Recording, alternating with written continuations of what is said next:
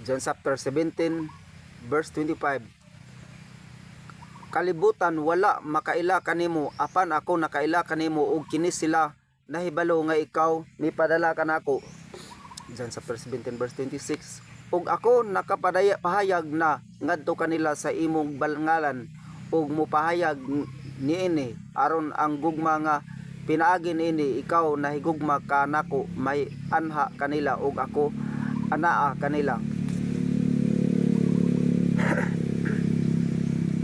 John chapter 18 verse 1. Sa diha nga si Jesus nakausulti na nining mga pulunga, siya mipaingon uban sa iyang mga tinun-an tibo sa tabok sa sapa sa Sidron. Diin adunay usa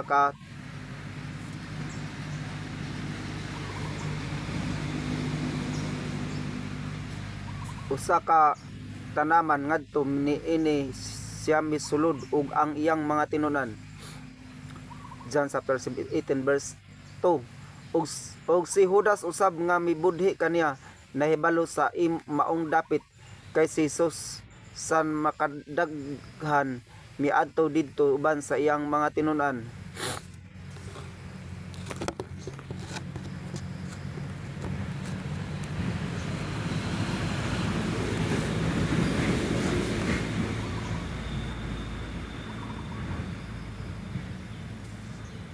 Unya si Judas nga nakadawat og usa ka panon sa mga tao ug mga opisyal gikan sa pangulong mga pari ug mga parisyon, naggaadto didto uban ang mga parol ug mga sulo ug mga hinagiban. Diyan sa 18 verse 4. Busa si Jesus nga nakahibalo sa tanang mga butang nga kinahanglan moabot kaniya, mitagbo og miingon ngadto kanila, kinsa ang iyong gipangita?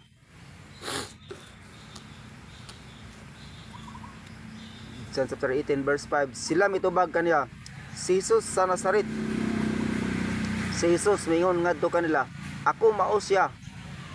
Og si Judas usab nga mibudhi kaniya, mitindog uban kanila. John chapter 18 verse 6. Ug unya sa diha nga siya nakasulti ngadto kanila, ako mao sa sila misibog og nga tumba ngadto sa yuta. John chapter 18 verse 7. Unya nangutana siya kanila pag-usab, kinsa ang iyong gipangita? Og sila miingon, si Jesus sa Nazaret. John chapter 18 verse 8. Si Jesus mitubag, ako nakasulti na kaninyo nga ako mao siya. Busa kung kamo nangita kanako, tuguti kini sila nga mangadto sa ilang dalan. John chapter 18 verse 9. Aron ang panultihan matuman nga iyang gisulti kanila nga imong gihatag kanako, walay usa nga akong nawala. John chapter 18 verse 10. Kunya si Simon Pedro nga adunay usa ka espada, milanit niini og mitigbas sa sulugoon sa labaw nga pari og miputol sa iyang tuo nga dalunggan. Ang ngalan sa sulugoon mao si Malco. John chapter 18 verse 11.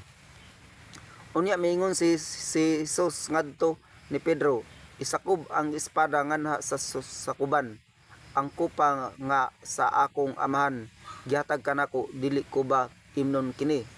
John chapter 18 verse 12. Unya ang panon ug ang kapitan ug ang mga opisyal sa mga Hudyo midakop ni Jesus og migapos kaniya. John chapter 18 verse 13. Og midala kaniya paguna ngadto ni Anas, kay siya ang ugangan nga lalaki ni Kaypas nga mao ang labaw nga pari sa mao nga tuig. John chapter 18 verse 14. Karon si Kaypas mao siya nga mihatag og tambag ngadto sa mga Hudyo nga kini mapuslanon nga usa ka tawo mamatay alang sa katawan. John chapter 18 verse 15. Ug si Simon Pedro misunod ni Jesus ug ingon man ang laing tinun-an kadto nga tinunan na ilhan sa labaw nga pari ug misulod uban ni Jesus ngadto sa palasyo sa labaw nga pari. Diyan sa chapter 18 verse 16. Apan si Pedro nagtindog sa may pultahan sa gawas, unya migawas kadtong laing tinunan nga nailhan sa labaw nga pari og misulti ngadto kaniya nga nagbantay sa pultahan og midala sa sulod ni Pedro. Diyan sa chapter 18 verse 17. Unya mingon ang dalagita nga nagbantay sa pultahan ngadto ni Pedro, dili ba ikaw usab usa sa mga tinunan niining tawhana? Siya nagaingon, dili ako. Diyan sa chapter 18 verse 18. Ug ang mga sulugoon ug ang mga opisyal nagtindog didto kinsa naghaling og kalayo diha sa mga uling kay kadto tugnaw og ilang gipainitan ang ilang mga kaugalingon og si Pedro mitindog uban kanila og gipainitan ang iyang kaugalingon. Diyan sa 18 verse 19. Unya na ang labaw nga pari nangutanan ni Jesus may tungod sa iyang mga tinun-an o may tungod sa iyang pagtulun-an.